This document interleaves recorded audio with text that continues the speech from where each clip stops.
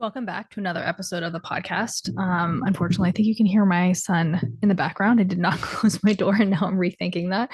But today's episode is with Robert Forman. I decided to get up and close the door. So today on the podcast, I spoke to Robert Forman, who is an author, speaker, and spiritual counselor.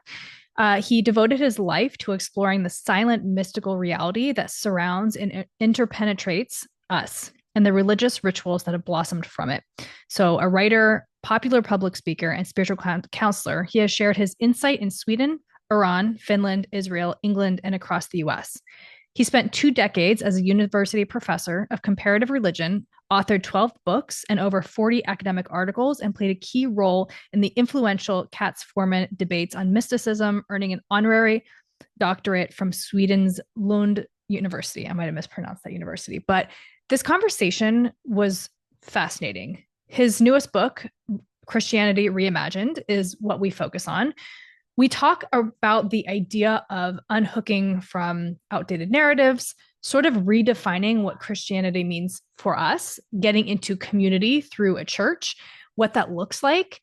And it was really a beautiful conversation because I think that a lot of us are curious. A lot of us are feel the pull towards spirituality. A lot of us have said, I'm not religious, but I'm deeply spiritual, and sort of identifying what that even means, because Christian mysticism, right, bringing the mysticism back into Christianity is deeply spiritual, right? These experiences that we have, and Robert talks about what that means, but these experiences that we have that open us up and are just like pure love. And everybody has a different name for it, right? And as I was doing a little bit of research on the 7-year cycles, there is this age range between about 28 and 35 where we kind of go back to religion. We become religion curious, maybe spiritual curious, spiritual curiosity, right? And we're exploring what that means. 33 is the year of, is the Christ year, right? And so I think there is this natural pull depending on what cycle of life that you're in. And I think that a lot of us feel that there's something bigger out there, whether we feel it or we want to believe it, or it makes things easier, or we find comfort in it, whatever it is. I think that, and by the way, I love the space where spirituality and science meet, because I think we're proving more and more that like energy is real. Like there is something tangible and logical that we can make sense of when we speak about spirituality. But really unhooking again from these narratives. And even as we were having this conversation, I was noticing my mind was very much hooked into the Catholic part of Christianity. And it's such a small sect of Christianity, right? I mean, maybe it's a big sect of Christianity, but it's just a small part of Christianity. It doesn't define Christianity. And so as we were having this conversation, and I was trying to sort of reconcile my knowing of Christianity with the type of Christianity he was speaking to, obviously you hear the conversation in where it went. And I think that it was actually really beautiful. And so as you're listening to this conversation, come with an open mind. We are not trying to convince anyone of anything, right? We're not, I think just using discernment and listening with an open mind. And again, curiosity. I think curiosity is the answer to everything.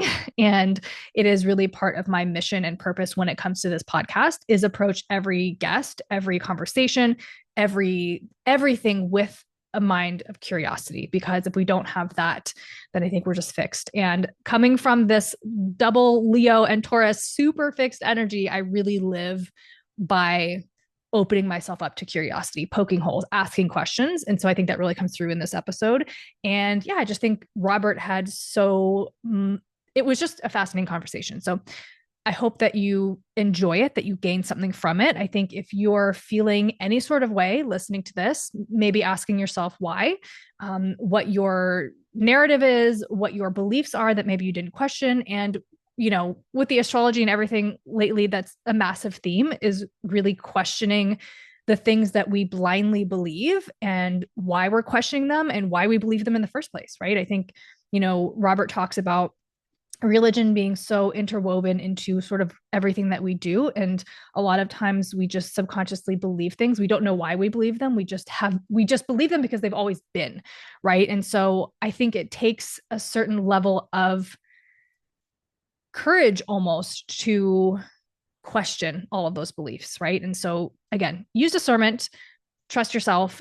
But again, think this conversation was amazing. So share it with a friend if it resonates. Follow the podcast. Go connect with Robert. Everything you need to know is down below. Grab the book, Christianity Reimagined. I'm definitely going to fully read this book because I think the conversation was fascinating. You can find me on Instagram at rochelle.christian, ROCHELLE.CHRISTIANE. TikTok is the same. And again, all the ways that you can connect with Robert are down below: website, email, and grab the book. I will talk to you on the other side. All right. Well, welcome to the podcast. Today I have Robert Forman, who is the author of Christianity Reimagined, a mystical approach for doubters and the dubious. And we were just talking offline a little bit. He asked me about myself, and I was like, where do I even start? Which is always the question I'm going to throw back to you. But this idea of Christianity Reimagined, it's a little blurry, but if you put it maybe in the middle, you could be able to see it. Has There we go. is it? Yeah, better. Yeah. It's a little blurry now, but yeah. It's a nice cover. It Yeah. is. But yeah, this idea of, I shared a little bit about my background with Catholicism and kind of feeling that, I guess the like bad, like I'm bad kind of energy with it. And I think a lot of us are at this point in life where we are looking for something, right? And maybe not quite sure what it is. And so that was really what appealed to me about what you talk about, and just the idea of, yeah, like Christianity reimagined, because I've heard this theme coming up a lot about people kind of moving back towards Christianity, but maybe trying to define it for them and what it means. And I think there's been so much misconceptions about, the Bible and what the message is. And so I'm sure we'll get into it. But to start, throwing the floor back to you, I would love to just know your background and anything that you want to share as far as like kind of how you got into this and what your experience was with Christianity. And yeah, and I guess what brought you to this whole idea of like reimagining it and what that means to you. Geez, why don't you ask me a little question, a small question? Starting big. Yeah. Background. Um, I was actually born and raised Jewish. Okay. I fell away from Judaism when I was about 20, 22. I took up meditation. I was in the spirituality movement and played a role in the spirituality movement, organized a bunch of people. I became a professor of comparative religions. That was my professional life, much of my professional life. After I retired from being a teacher, I became a hospital chaplain. I was a spiritual organizer, forming something called the Forge Institute, and then I became a hospital chaplain, which I did for some years, about a decade. Then how I got into Christianity. Um, Remember, I've been practicing meditation now for 50 some years. And so I was not interested in fact, I thought Christianity was really off. I didn't like it. I just thought there was a lot of claims in Christianity that struck me as silly and dubious. And I had all kinds of questions, really a God that created everything in 6 days and killed off all the dinosaurs and salvation by somebody dying. It just, the whole thing just struck me as crazy. But a friend took me to a church. And at the time, I wasn't doing particularly well. I'd broken up from my wife since reconciled. I didn't have a job. I was hoping I'd get a chaplaincy job, but there was nothing in the wind. Um, anyway, so a friend took me to a Christian church, and I was thinking grumpy thoughts. It's like, oh, this is crazy. I don't know, blah, blah, blah, blah. And while I was there, I'm not quite sure why. I was certainly not sure then, but I'm not quite sure why. But I began to weep, just bawl, you know. And that didn't mean I started to believe it, but I was like, there was something very deeply emotional going on. And so I went back to church the following week, cried again, went back to church the following week. And for 8.5 years of Sundays, I cried every single Sunday in church. It was like remarkable. Whatever was going on was really powerful. And yet I never bought into the system. I never bought the way of thinking about things. I never bought into, the claims that I was hearing. I, so there I was having all these experiences, but not buying the language, which meant that I had a huge challenge in front of me, which was figuring out what on earth was going on, such that I was being so emotionally affected, but didn't buy into the system, which I think in retrospect turns out to be a really interesting place to be because I see the value of being in a community and going to church and hearing about the infinite over and over again, but not having to buy the belief system. And so I found myself sort of recreating the thing in my own way and understand that my background is mystical. My meditation life and also my academic life, I've been thinking about and experiencing the mystical for all of my adult life. So when I go to Christianity, I start having these experiences. I tend to think about it as a mystical pathway. Christianity is a mystical pathway. And to understand what that is, and I'll ask you and your listeners, I'll ask you one question. Have you ever had an experience in which you're sort of going along and all of a sudden you have one of these deep experiences in which are no longer anxious and you're no longer afraid and just you're sort of wide open suddenly? Have you had such an experience? Mm-hmm. Yeah. I I'm can sure like most feel people the have. feeling when you talk about it. Yeah. Oh, beautiful. Mm-hmm. Most people have. And that feeling, that experience, I think, serves as a kind of common experiential ground to not only people that go to Christian services, but also all across the religions. And so the way I look at Christianity is I think Christianity is a religion that is talking about those experiences, talking about the mystical, talking about this new way to be in the world with one another and a new way to be in the world connecting with whatever it is that we sense when we have those experiences. Um, and I think that Christianity is a very old language to talk about these kinds of experiences. All right, that's enough of me. So it's like where do we go with that? That's my orientation. Mm-hmm. Yeah.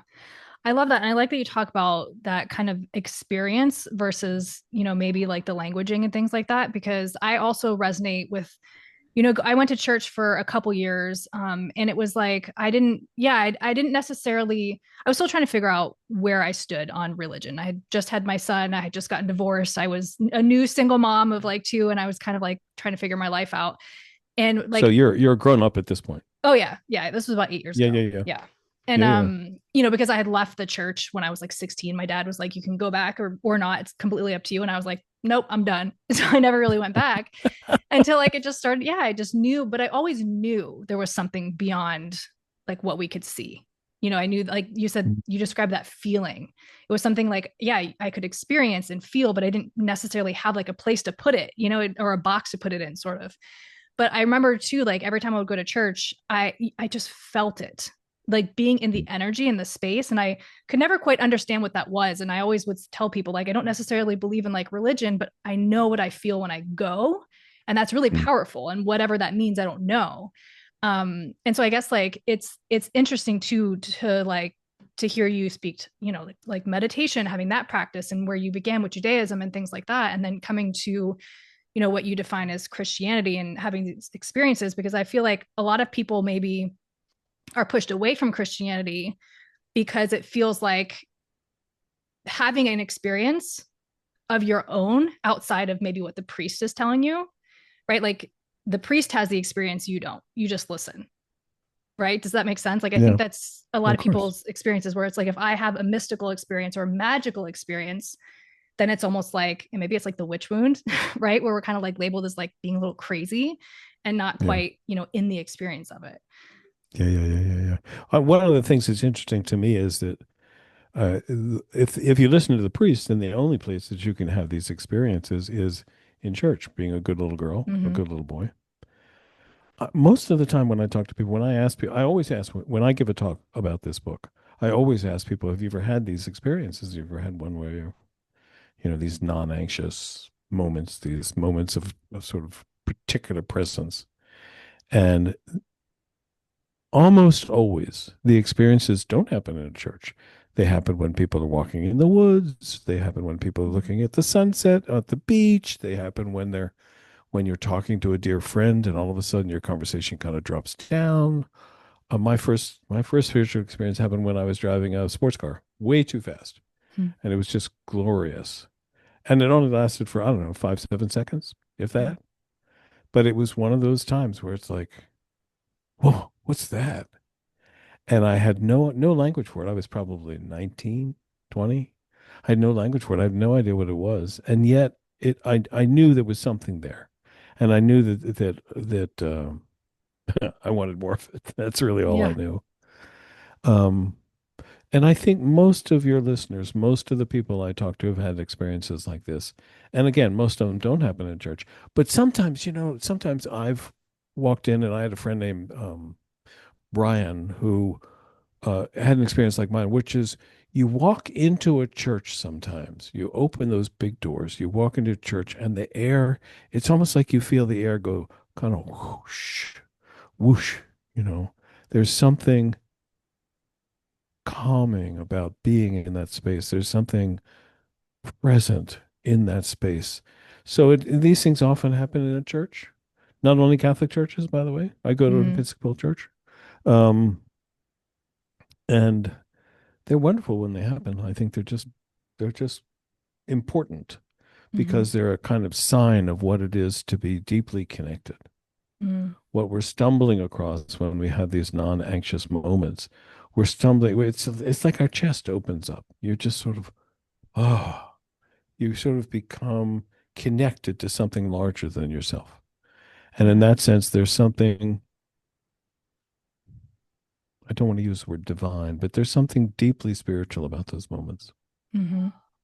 Yeah. Yeah, as you were describing your driving too fast in a sports car, for me, I feel like one of the experiences I've had like that was I was on a jet ski in the middle of a lake going really fast too. And it was just like this complete freeing feeling, yeah, of like not being weighed down by the stresses or finances or, like kind of like life. You're just, in nature, you're connected. And, um, when you're I having don't know these, if everybody I don't know if everybody can see you, but what I'm seeing is as you said that, your eyes got wide and you moved yeah. your head from side to side and it was like you were sort of there. You could Mm, almost be in that moment and you're communicating what it is because it is like our eyes open wide. It is like mm. we're sort of looking around big and yeah, beautiful. I'm sorry, I Yeah. interrupted you. Yeah. No, you're fine. No, because I just, that feeling, I remember that feeling so vividly of just being like free in a way that you're not in everyday life. And that's Right, so powerful. And I do think right. we're chasing that a lot, right? Like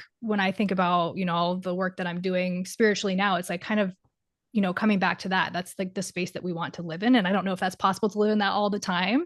But yeah, I think having that experience and tapping into that, it really, I think, reminds you or grounds you into like the possibilities of what's there. Yeah, It isn't kind of what we see every day and hear every day and the noise and all that kind of stuff, right? There is this yeah, this space that's actually so beautiful. yeah. I couldn't agree more. As for living in it all the time, I think it is possible, but Yeah. we don't need to go there. Um, um, but I think that's what Christianity is talking about. And Hmm. I think, my sense of it is Jesus of Nazareth was having experiences just like that. I think Hmm. here's a guy that probably was living in it all the time. And so that when the tradition describes Jesus and what happened and what people felt around him, he was obviously a charismatic dude. When the tradition describes that, they're describing us when we're in those times. They're describing you when you're on that jet ski. You're Hmm. connected. You're wide open.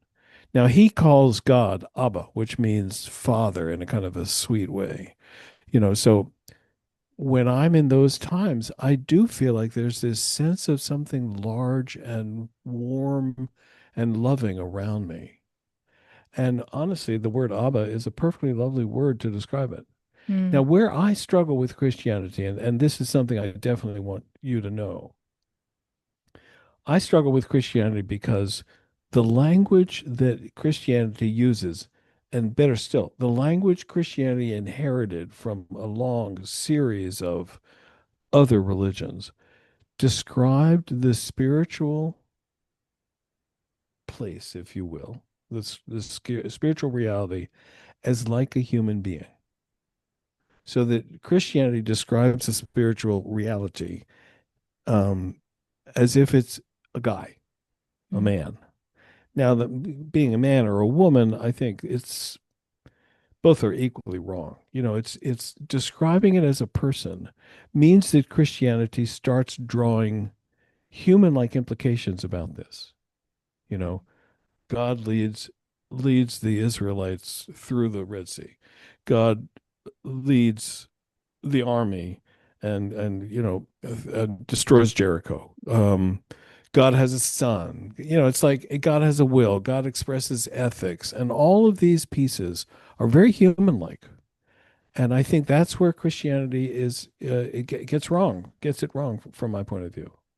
That what Jesus was experiencing was simply being connected and loving with people.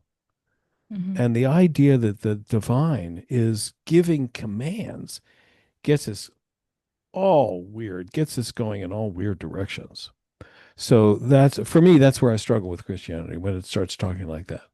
Mhm. But Jesus having these experiences, Jesus being on Jesus on a jet ski, I love it. You know, having Jesus on a jet ski, having the experience of complete presence. Mm.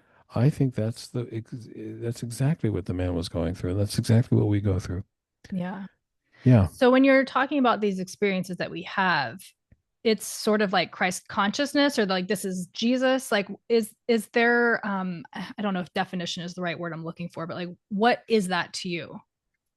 You know the word ineffable, right? um, I want to say here, I'll describe what it is to me.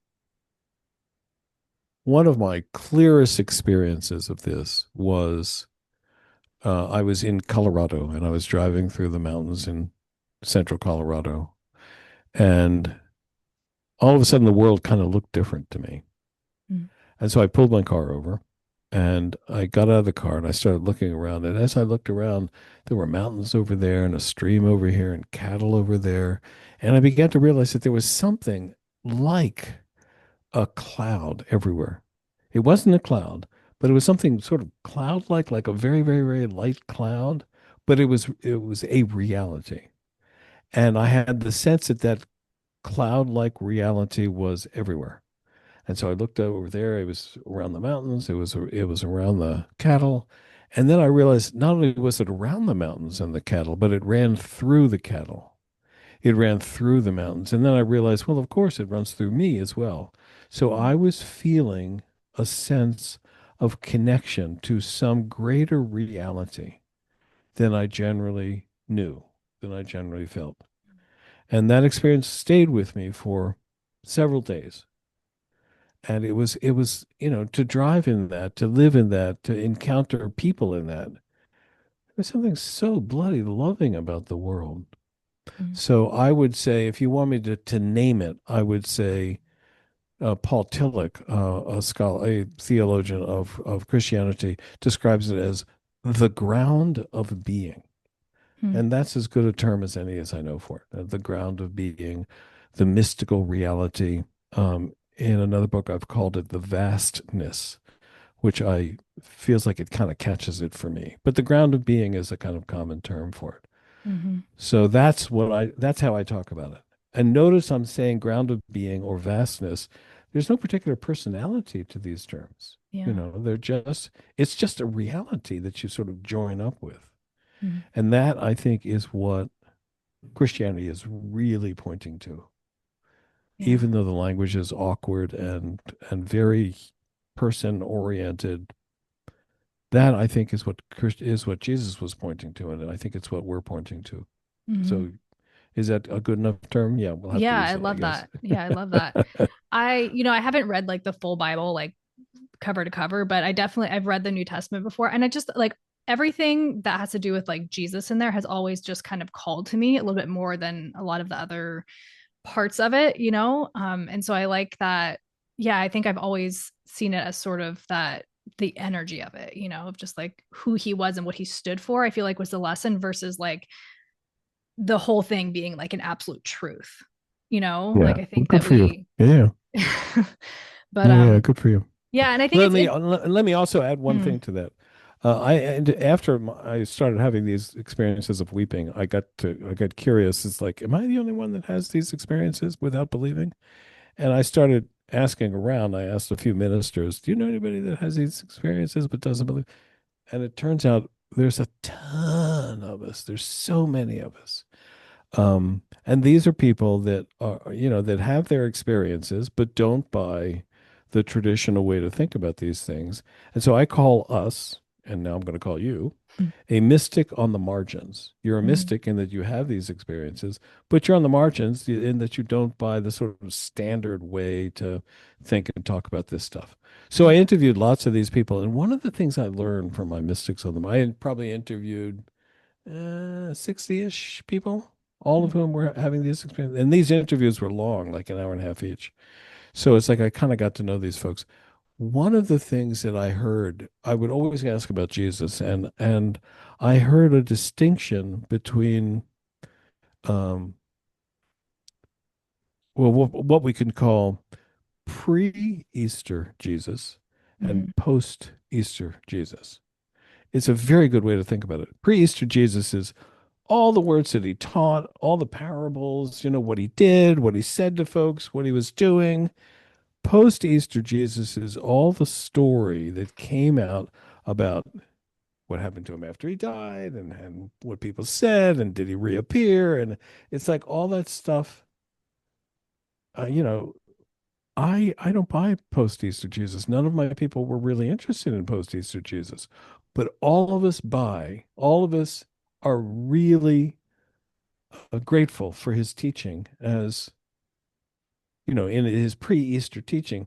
He's an amazing ethical teacher. He's an amazing teacher of spiritual reality, and the way he talked about the two main commandments being love the Lord thy God with all thy heart and all thy soul and all thy might. What a beautiful thought, mm, love this reality, love the ground of being, be in its thrall with all of you, all of your heart.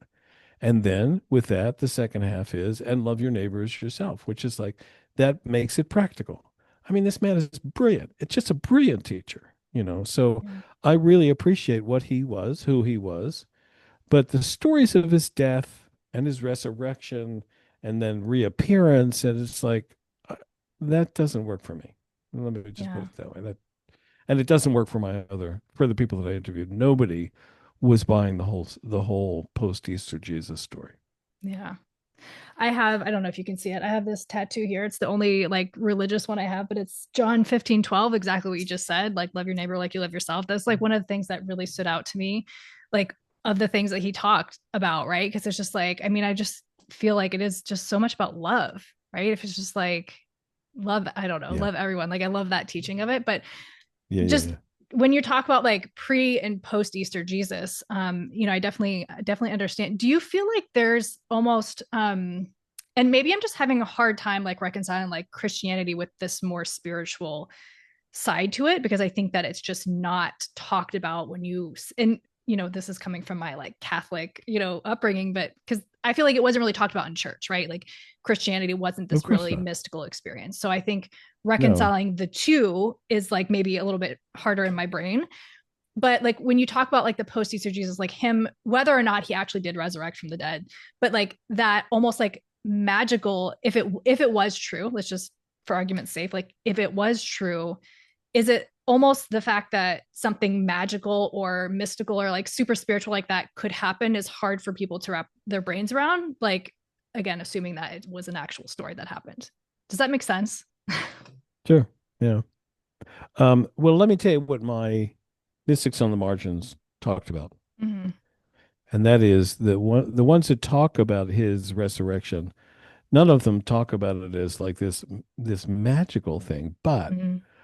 a few people said, you know, different people have different spiritual skills.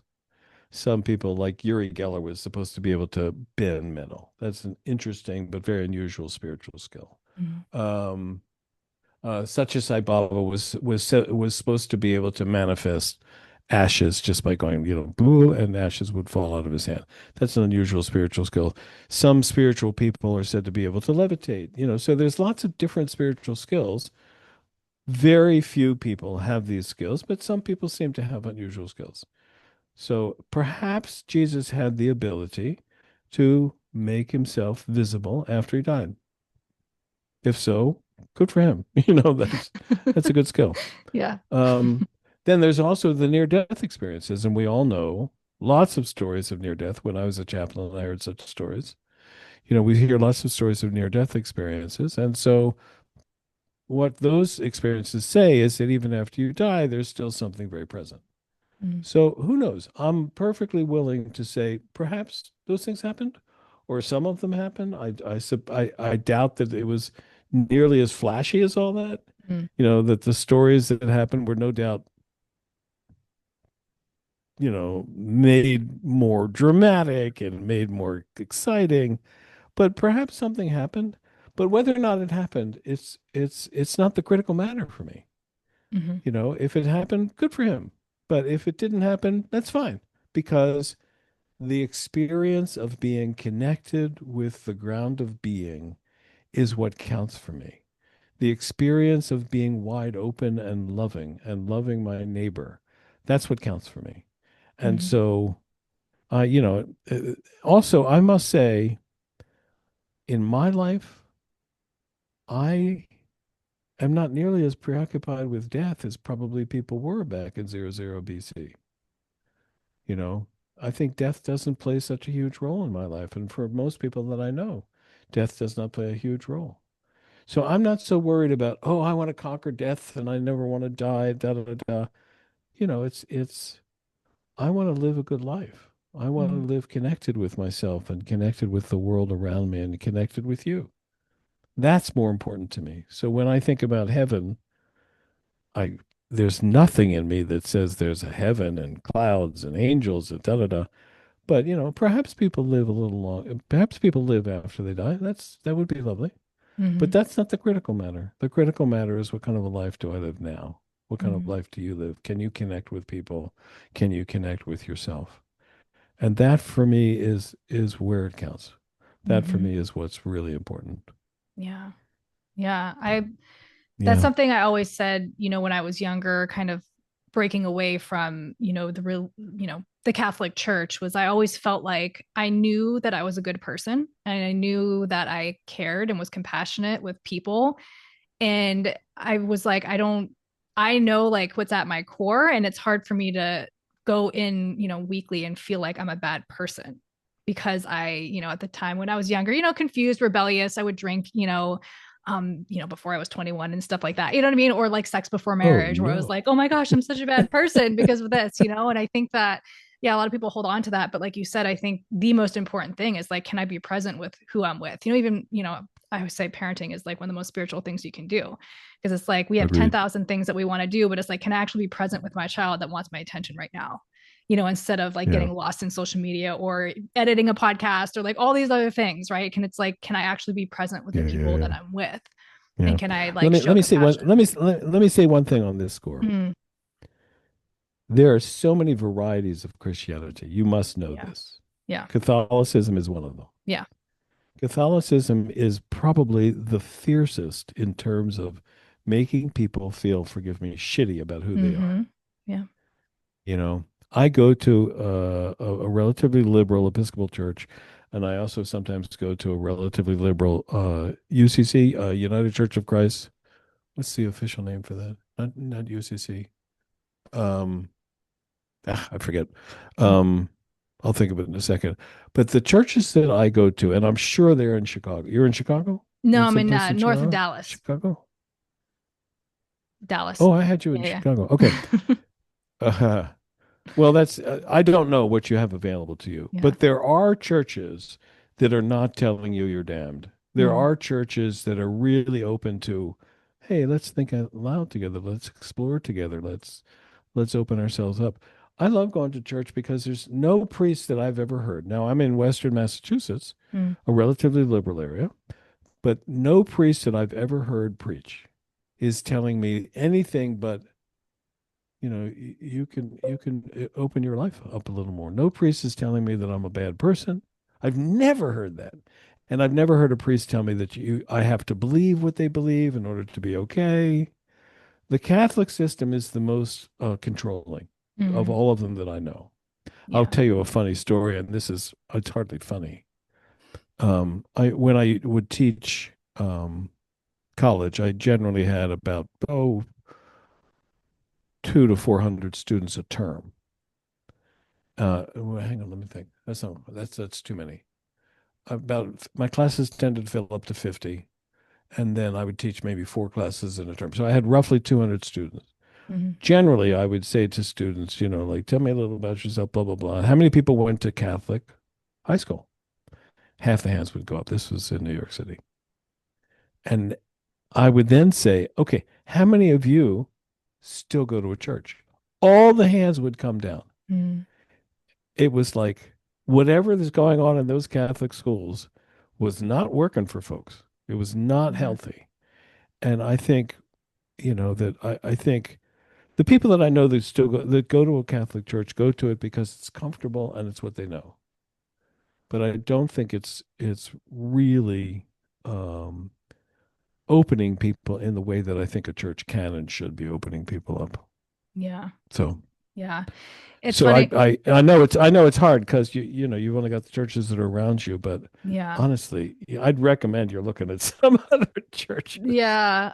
And I went to, when I went back to church, it was a non-denominational church. And I actually really liked that the pastor would say, you read the Bible. Don't trust fully what I say. This is my interpretation of it, and I Yeah, really yeah, yeah. liked that he Good for said him. that. And there was just Yeah, one point that I was kind of like, oh, I don't know, which kind of was what turned me away from the church. But yeah, I will have to like look into that. yeah. But yeah, it's funny. My dad is the one that's Catholic. My mom wasn't really religious at all. She converted when they got married, but my dad has been going to the Catholic Church Mhm. every single Sunday for, I'm almost 40, so at least, however long, he's been going, probably since his childhood. And I think it was like last year or the year before. And this is kind of like twofold story. Okay, I won't get into the side story. But anyway, so he had this like experience that is kind of like what you were talking about. Somebody came up to him that his mom passed away.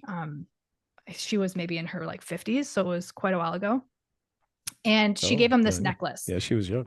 Yeah, she was. She had leukemia. And but she had given him Mhm. this necklace, and she was like, I can't remember what like apostle or what was on it, but she was like, if you ask it or if you pray to whoever was on the necklace, just make sure you go and Yeah, tithe at the church, and your wish or your prayer will be granted, and whatever. But he had said he had yeah. never in his entire life he had never prayed to with the necklace. He'd never used it, but my daughter was going through a hard time. So he Mm. sat with the necklace and he prayed that my daughter would make it through and she would, find her way. And he was like crying as he was telling me this. And we were on vacation, and I guess he had done that. And then he went to like a sauna or something, or jacuzzi. And this woman sat down next to him who he said looked like his mother and was like, you should go tithe at the church. And so he Mhm. had this like experience that completely, I mean, he was like sobbing. And like after all of this, we're talking about it. And he goes, yeah, he goes, I've gone to church every Sunday my entire life. He goes, but I don't know that I'm like religious. I don't know that I believe it. I just go just in case. And I was like, it just kind of made me laugh. I'm like, you've committed so much of your life to this. To an off chance. Yeah, to like a just oops, maybe, hopefully if it's, there is a God, I'll go to heaven. But yeah, I think that experience with him was just so powerful that maybe it changed his perspective. And but it was just but that to me, like you said, it didn't happen in the church, right? Like that was more of like this sort of spiritual, mystical, unexplainable experience that wasn't given to him by like a priest or the actual building. It was something And he that's quite common. experienced. Yeah. Yeah. That's quite common. By the way, I want to give your dad a possibility here. Mm. And that is even when somebody goes to church and they say, I don't know why I go, but it's like maybe there's a chance it'll help. I think there's something very quiet that's actually going on for a guy like that. That he's sensing something. He walks into a church and there's a kind of calmness to the church. He feels himself sort of wide open. He feels connected to the people sitting around him. There's more to it than just I just go on the off chance. I Yeah. think, again, the Catholic Church is not my world, but I have been in Catholic churches and I see these people saying these prayers, and even if they don't buy them, to say them all together, to say them repeatedly, week after week, it's very beautiful. And I think they're experiencing some sense of calm, some sense Mm. of wide openness. Um, so I want to. I want to give him the possibility of a little more depth than just like on the off chance that Yeah. this might help.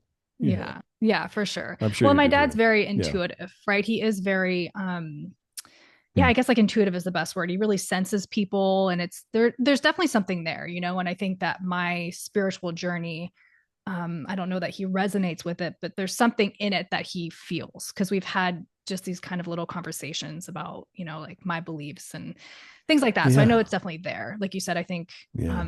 like maybe it's something comforting. Maybe he does go and maybe he connects with his mom because that was kind of her space was the Catholic Uh-huh. Church and Yeah. whatever it When is, I there's definitely interviewed something. when I interviewed people that I called mystics on the margins, Mm, my main question was, "Oh, what's that like?" I mm, would, people would say, I experienced Jesus, or I go to church and I have a blah blah blah experience, and I would always, always, always say, "Oh, what's that like? Tell me more about that."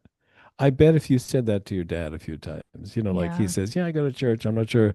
You might want to ask him, "Well, what's it like for you what happens, when you go to church, or when he's listening to you and he's kind of connecting." You might want to say to him, Dad, I can kind of sense that you're connecting to this here.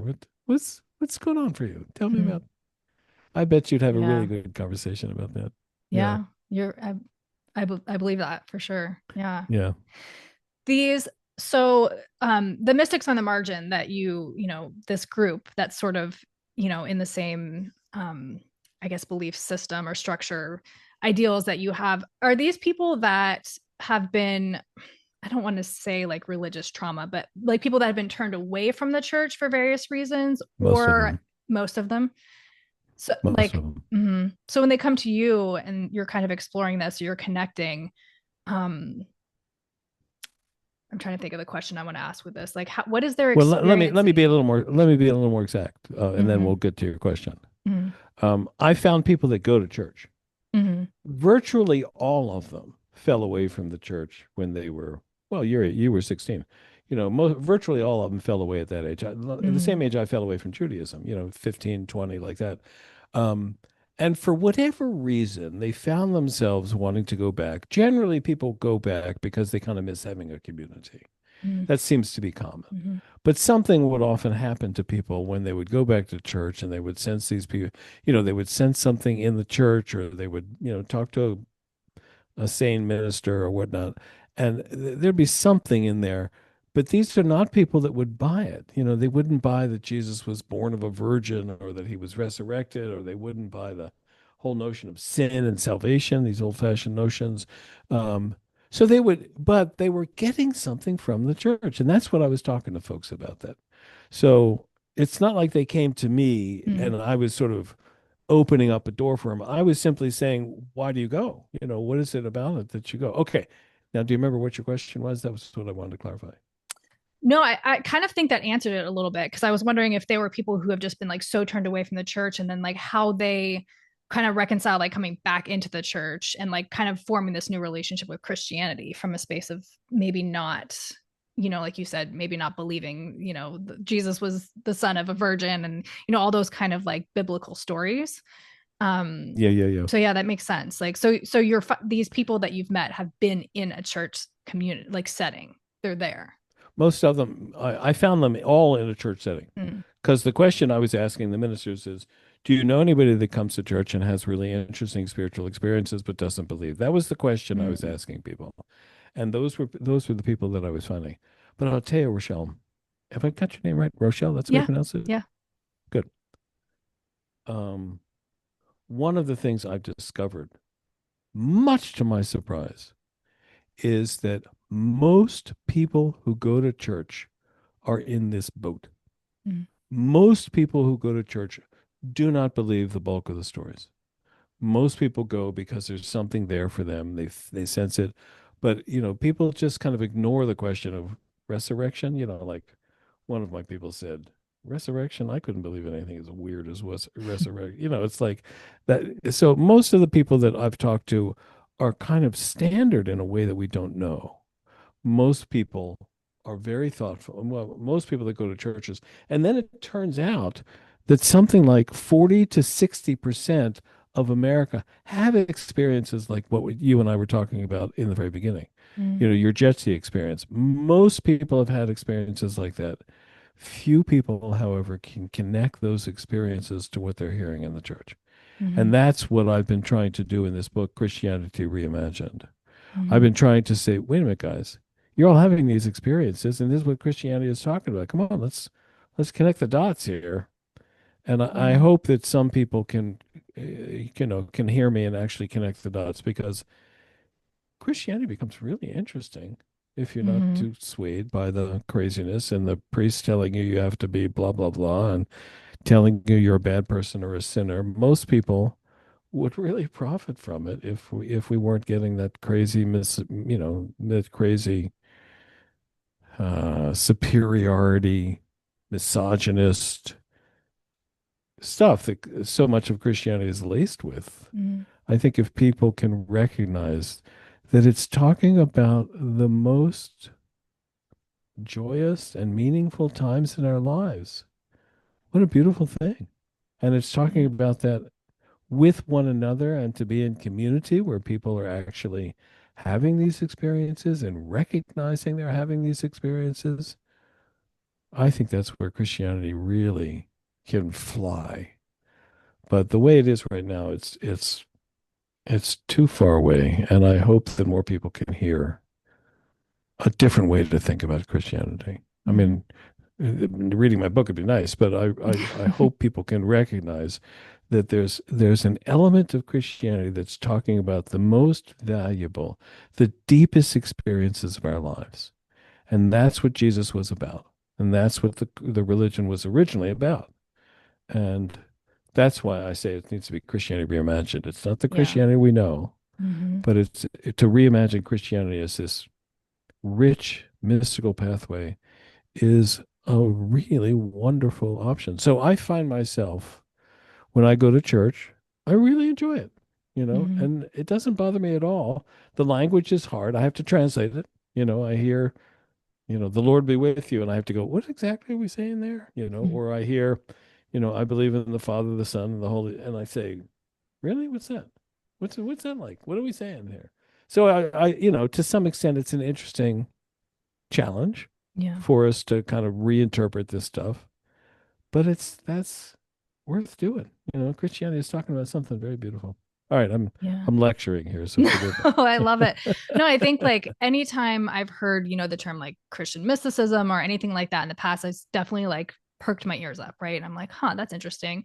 And I think I Yeah, personally need to unhook Catholicism and Christianity, right? Like in the sense that you're talking about it in yeah, like my experience with the church. Have yeah. you found, as you've been having these interviews and talking to people and sort of, Time out there. Time out there. One second. mhm, Let me just say bravo to you for recognizing that that's a challenge. That's your mhm. challenge. To unhook all that you heard with Catholicism from the religion as a whole is really going to really serve you well in the long run. Okay, I'm sorry I interrupted you.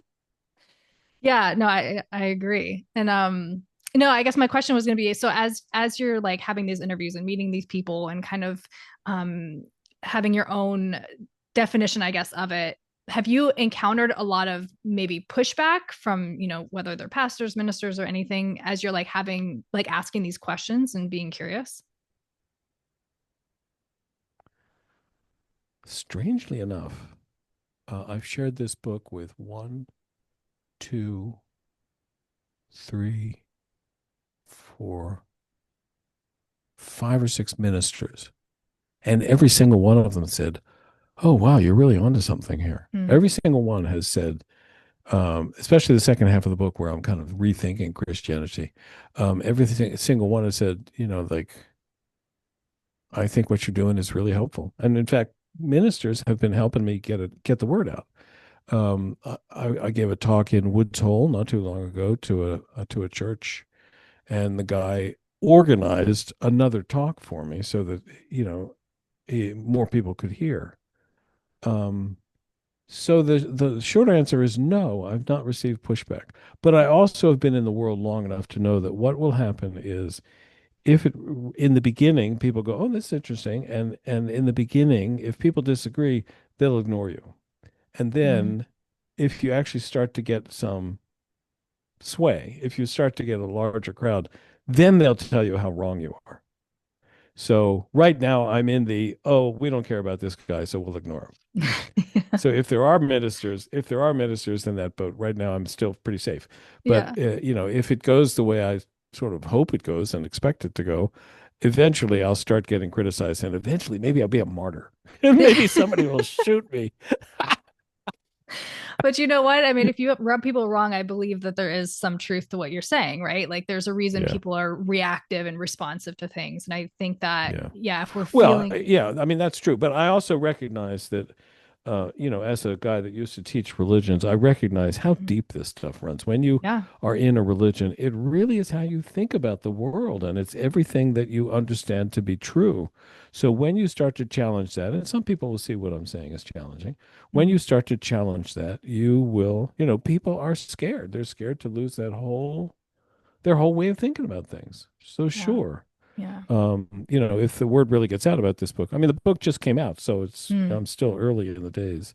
Um, but, you know, I can imagine people will start to get upset with me. Yeah, I would fully expect if the word really gets out. And right now I'm safe. It's Yeah. like I'm Yeah. unknown enough. So, Yeah. yeah. Well, yeah, I mean, and you're so right about that. I mean, even someone like me who left the church at 16, there's still those narratives that I like subconsciously believe, right? Because that was just what you saw or what you heard, right? Yeah. So like, yeah, again, like Yeah. still like unhooking from that, but witnessing that And it's it was ground into your head, and it was the way you thought yeah, about things, and yeah, yeah. yeah. Well, and it's It's interesting. I it's grew it's up in unfortunate. Go ahead.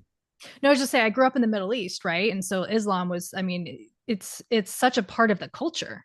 You know, like in America, I know we have like different religions and things like that, but in the Middle East, it is like it is everything.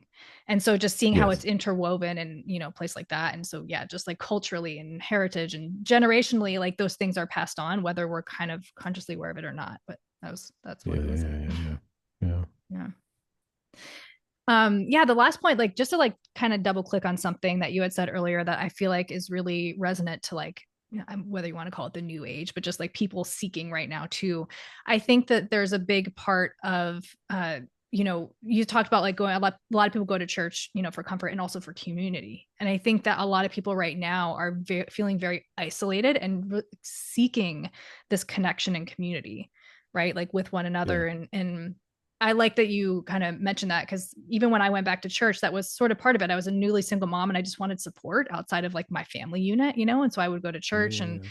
just kind of like make connections with people and see other people. My kids would get to play with the other kids. And so I do really, I think that piece is really important. And I would hope that, I mean, I don't currently go to church, but it's something that's kind of been coming up more and more lately, which was also a reason why I wanted to talk to you.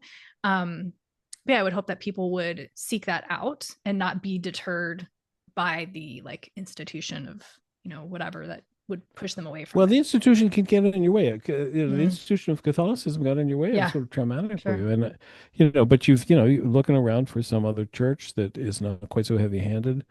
It's like you could find it. But I think what religion gives you, and to some extent, it's like Jesus's two commands. It gives you the sense of the infinite, Mm, something vertical, if you will, and it gives you the sense of a community, something horizontal. So it's both and I think people to go back. What Christianity can be is it can be a very loving community when it mm, works. I like the people in my church. None of them are my best friends, but a lot of them are my friends. mm-hmm. And I like going to church and seeing these people and singing with folks and doing little projects with people, and it's nice to be part of a community. It improves my life. It Mm-hmm. improves our lives to have something like that. And as a single mom, you could go to church. I'm sure you could go to church and take your kids, and for 2 hours they'll be at church school. Yeah. you know, so Yeah. it really can help. I'll Mm-hmm. give you a quick view about 3 years ago. I had a shoulder operation, a shoulder replacement, Mm-hmm. and man, the church was really loving. Like, do you need food? I'll bring you dinner. And it was where else does that happen? And it is a very, very sweet thing to have that kind of support. And Hmm. as a single mom, I think triply so, to have Yeah. people that are around and can help. So, but Hmm. you have, if you're going to do that, you really do need to get your head clear about what this is about. This is about experiences like you had on the jet sea. Hmm. It's about those experiences. And Christianity is talking about it, and the challenge will be for you to hear it. They're going to be saying Jesus saves, and you want to go, well, wait a minute, that's not quite the way I think about it. But I do think about it as Jesus is standing for that kind of salvation. Hmm. It's not that I'm going to get it through him, but rather he and I are both going to get something kind of similar. And in Hmm. that sense, I think to hear words of Jesus can be incredibly helpful. And to Yeah. hear his talk can be incredibly wise. This guy was really good. Hmm. And I find myself, really enjoying his words.